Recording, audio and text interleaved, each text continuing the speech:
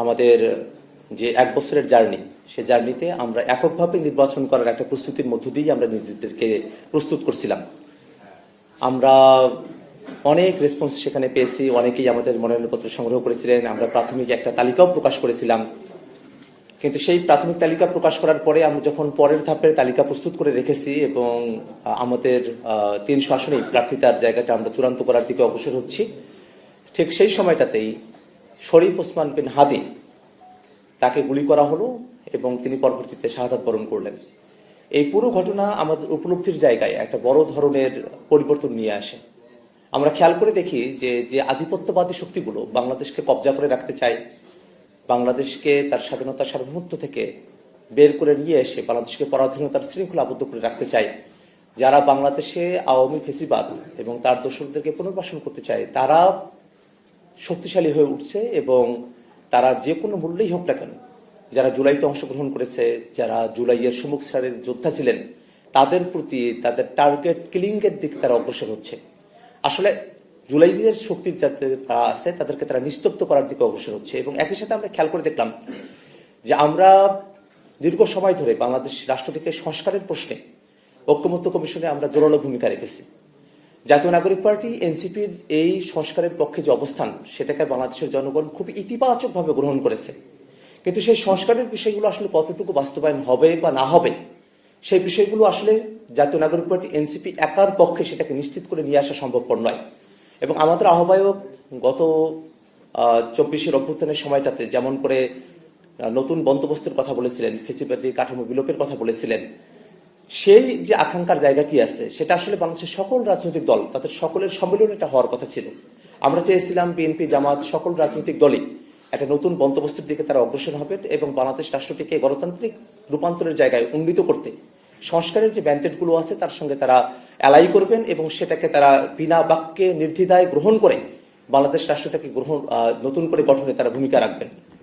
কিন্তু আমরা খেয়াল করে দেখেছি যে ঐক্যমত্য কমিশনে সংস্কারের বিষয়গুলোতে যখন আমরা কথা বলতাম, তখন বরং বিএনপির সাথেই সংস্কারের ইস্যুগুলোতে অন্য রাজনৈতিক যে দলগুলো আছে তাদের এক ধরনের মতভিন্নতা দেখা দিত।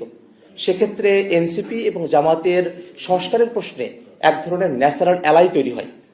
যেহেতু বাংলাদেশের সংস্কার বাস্তবায়ন করাটা জাতীয় নাগরিক পার্টি এনসিপির অন্যতম প্রধান লক্ষ্য এবং আমরা বাংলাদেশটাকে আগের কাঠামোতে ফিরতে দিতে চাই না, সে কারণেও আমরা এককভাবে না থেকে বরং আরো শক্তিশালীভাবে আর অনেকের সঙ্গে একত্রিত হয়ে সামনের যে নির্বাচনী বৈতরণী আছে সেটাকে পার করার আমরা সিদ্ধান্ত গ্রহণ করি।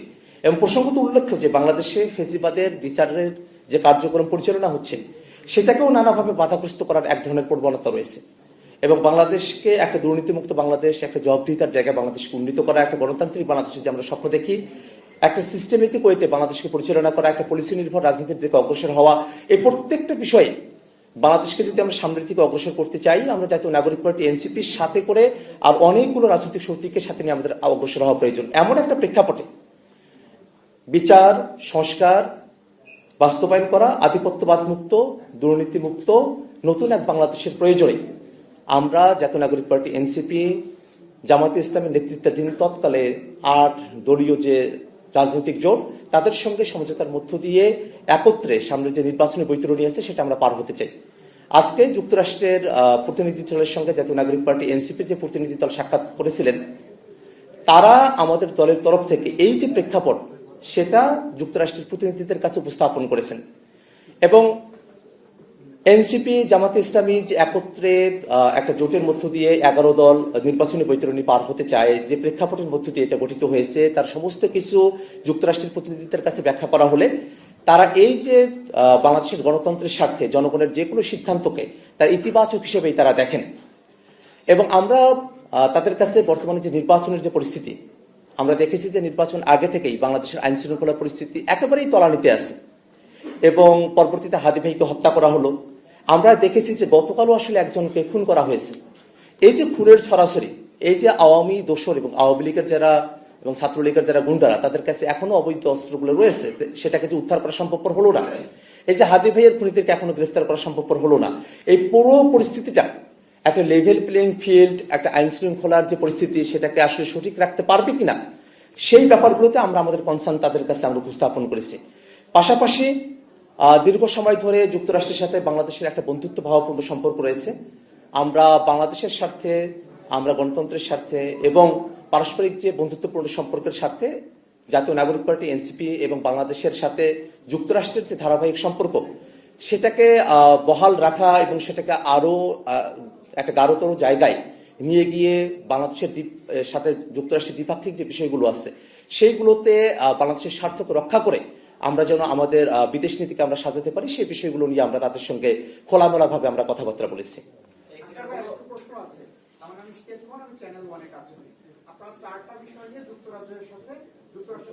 আলোচনা করেছেন, সেখানে একটা আছে আধিপত্যবাদ। তো যুক্তরাষ্ট্রের মতো একটা দেশের সাথে আপনারা কেন জোট করছেন বা কি বিষয় নিয়ে জোট করছেন সেটি যখন জানাতে হচ্ছে, সেটি আসলে আধিপত্যবাদ কিনা এটা আপনারা মনে করেন কিনা? এবং দুই, যুক্তরাষ্ট্র গতকাল এমন ঘটনা ঘটিয়েছে যেটি বিশ্বে আসলে তারা ছাড়া আর কেউ ঘটায়নি। একটি দেশের রাষ্ট্রপ্রধানকে ধরে নিয়ে আসা হয়েছে, সেই বিষয়টাকে আসলে আধিপত্যবাদ তারা যারা কায়েম করছেন তারা সেটিকে আপনারা আসলে কিভাবে দেখেন? সেটি কি আধিপত্যবাদ কিনা এবং তাদের এই ঘটনায় আপনারা কোনো প্রতিক্রিয়া দিয়েছেন কিনা বা দিবেন কিনা?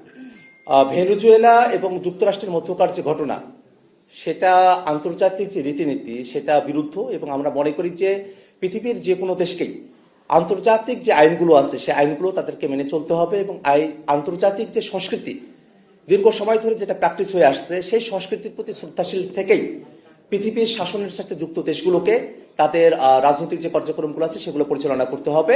এবং আমরা জাতীয় নাগরিক পার্টি আমরা মনে করি যে পৃথিবীর যে কোনো দেশকেই অবশ্যই আন্তর্জাতিক আইনের প্রতি শ্রদ্ধাশীল থাকতে হবে, আন্তর্জাতিক আইন মানতে হবে এবং আন্তর্জাতিক যে রীতিনীতি আছে সেটাকে সম্মান জানিয়েই যে তাদের রাজনৈতিক এবং ডিপ্লোমেটিক্যাল যে সম্পর্কগুলো আছে সেগুলোকে নির্ধারণ করতে হবে।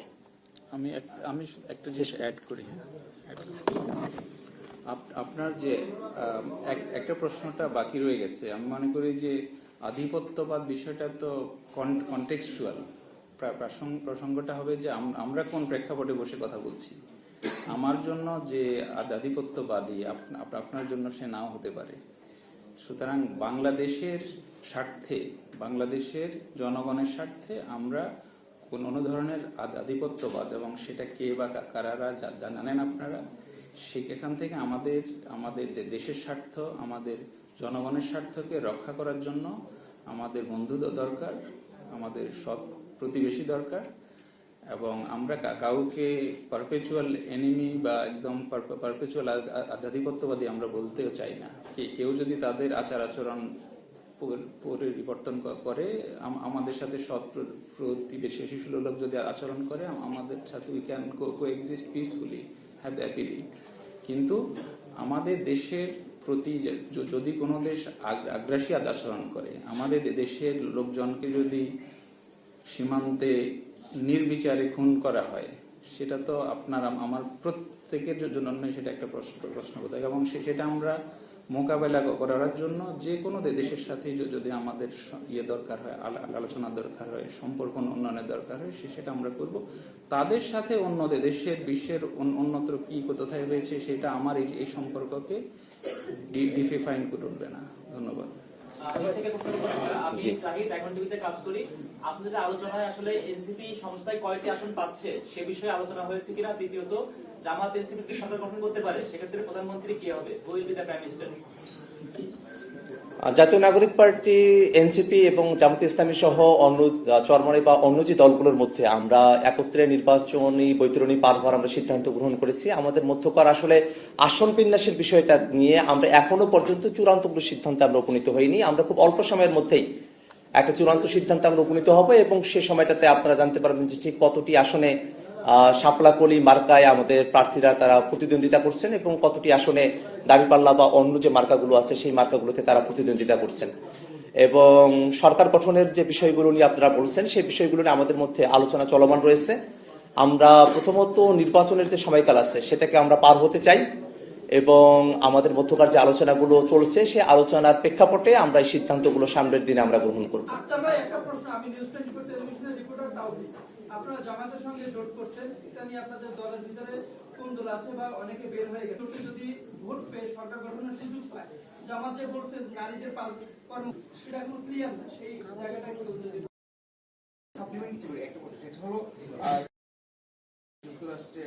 বা তাদের তরফ থেকে আপনাদের কোনো কনসার্ন ছিল কিনা? আমাদের আহ্বায়ক এই কথাটা বারংবার যে আমরা যে সমঝোতার মধ্য দিয়ে এবং একত্রে নির্বাচন পার করার কথাটা বলছি, এটা কোনোভাবেই কোনো আদর্শিক জোট না। এটা একটা নির্বাচনী সমঝোতা এবং এটা নির্বাচনের জন্যই এটা এই সিদ্ধান্তটা গৃহীত হয়েছে। জাতীয় নাগরিক পার্টি এনসিপি আমরা আমাদের যে রাজনৈতিক আদর্শ, সেই রাজনৈতিক আদর্শের উপরেই আমরা আমাদের রাজনৈতিক কার্যক্রম পরিচালনা করব। এবং আপনারা খেয়াল করে দেখবেন যে আমরা যে 47 জনকে আমাদের দলের তরফ থেকে মনোনয়নপত্র দিয়েছি, তাদের মধ্যে উল্লেখযোগ্য সংখ্যক নারী প্রতিনিধি রয়েছেন। এবং আমরা মনে করি যে জাতীয় নাগরিক পার্টি এনসিপি এবং জামাতে ইসলামের মধ্যকার এই যে নির্বাচনী সমঝোতা বা যে জোটের যে প্রসঙ্গ, সেটা আদর্শিক কোনো সিদ্ধান্ত নয়। এবং সেটা এই নির্বাচন এবং বাংলাদেশে বর্তমানে সংস্কারকে বাস্তবায়ন করা, বিচারকে বাস্তবায়ন করা, আধিপত্যবাদ মুক্ত এবং দুর্নীতিমুক্ত গণতান্ত্রিক এক বাংলাদেশের প্রত্যাশাই গৃহীত একটা সিদ্ধান্ত। আপনাদের কোনো প্রভাব ফেলছে কি এই যে যারা পদত্যাগ করছে? অবশ্যই যারা আমাদের সহযোদ্ধারা পদত্যাগ করেছেন, তাদের এই পদত্যাগ আমাদের ব্যক্তিগত অনুভূতিকে আহত করে এবং আমাদের ব্যক্তিগত অনুভূতিকে প্রভাবিত করে। কিন্তু সংগঠন যে সিদ্ধান্ত গ্রহণ করেছে একটা গণতান্ত্রিক পদ্ধতির মধ্য দিয়ে, আমরা সেই সংগঠনের যে সিদ্ধান্ত, সেই সিদ্ধান্তকে নিয়েই আমরা সাংগঠনিক কার্যক্রম পরিচালনা করতে চাই। এবং যারা পদত্যাগ করেছেন তারা আমাদের কাছে তাদের পদত্যাগের পত্রটা জমা দিয়েছেন এবং আমরা এখনো পর্যন্ত অফিসিয়ালি সেটা গ্রহণও করি নাই। তাদের সঙ্গে আমাদের আলাপ আলোচনা চলছে এবং আমরা মনে করি যে আমরা একটা সুষ্ঠু সমাধানে আমরা পৌঁছাতে পারবো।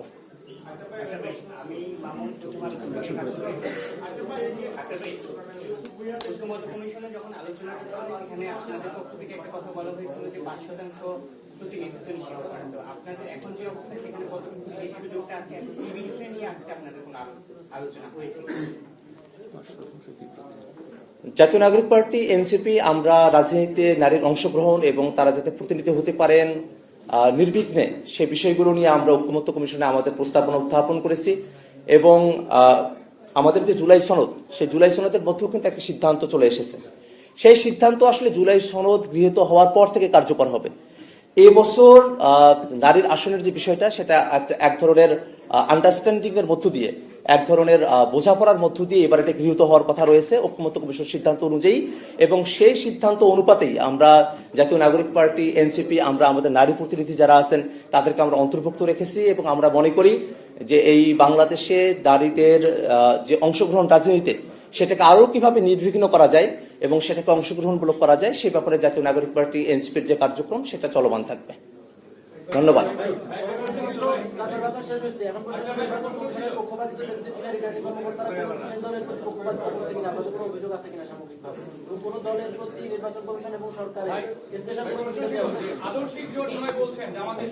এটা শেষ করে জি,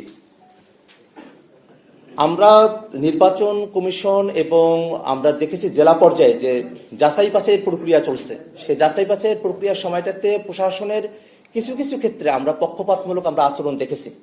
আমরা অনেক ক্ষেত্রে দেখেছি এমন দলের সাথে সম্পৃক্ত ব্যক্তি যারা হয়তো এমন অপরাধের সঙ্গে যুক্ত আছেন যেটা কোনোভাবেই মনোনয়ন বৈধ হওয়ার ক্ষেত্রে সেটা প্রাসঙ্গিক হতে পারে না, কিন্তু তারপরেও তাদের মনোনয়নকে বৈধ হিসেবে ঘোষণা করা হয়েছে। আবার পক্ষান্তরে এমন অভিযোগ যেটা হয়তো এই সময়ের প্রেক্ষাপটে সেটা কোনোভাবেই গ্রহণযোগ্য কোনো অভিযোগ হতে পারে না, সেই অভিযোগেই অনেক দলের প্রার্থী তাদের মনোনয়ন কিন্তু অবৈধ ঘোষণা করা হয়েছে। এবং আপনারা এই সময়টাতে খেয়াল করে দেখবেন যে আমরা দীর্ঘ সময় ধরে স্বৈরাচারের যারা দোষর, জাতীয় পার্টি এবং অন্যান্য যে দলগুলো আছে তারা যাতে নির্বাচনে অংশগ্রহণ করতে না পারে সে ব্যাপারে আমরা আমাদের দাবি উত্থাপন করেছি। কিন্তু দুর্ভাগ্যের বিষয় হলো এই নির্বাচনে সেই জাতীয় পার্টিকে অংশগ্রহণ করার সুযোগ দেওয়া হচ্ছে। এবং আমরা খেয়াল করে দেখেছি যে রংপুরে যখন আমরা জাতীয় পার্টির প্রার্থীর মনোনয়নের বিষয়ে আপত্তি চাওয়া হলো, সেই সময়টাতে সরকারি সংস্থাগুলো কোনো আপত্তি উত্থাপন করেন নাই। আমি ব্যক্তিগতভাবে আমাদের তরফ থেকে, জনগণের তরফ থেকে জাতীয় পার্টির যে স্বৈরাচারের দোষর এবং ফেসিবাদের দোষর এবং তারা যে এবারে নির্বাচনে অংশগ্রহণ করতে পারেন না, সে আপত্তি আমরা উত্থাপন করেছি। সেই আপত্তির প্রেক্ষাপটে যারা রিটার্নিং কর্মকর্তারা যারা ছিলেন তারা আসলে আইনি ফাঁকফোকরের মধ্য দিয়েই জাতীয় পার্টিকে এই নির্বাচনে অংশগ্রহণ করার তারা এক ধরনের সুযোগ তারা এখনো পর্যন্ত দিয়ে চলছেন।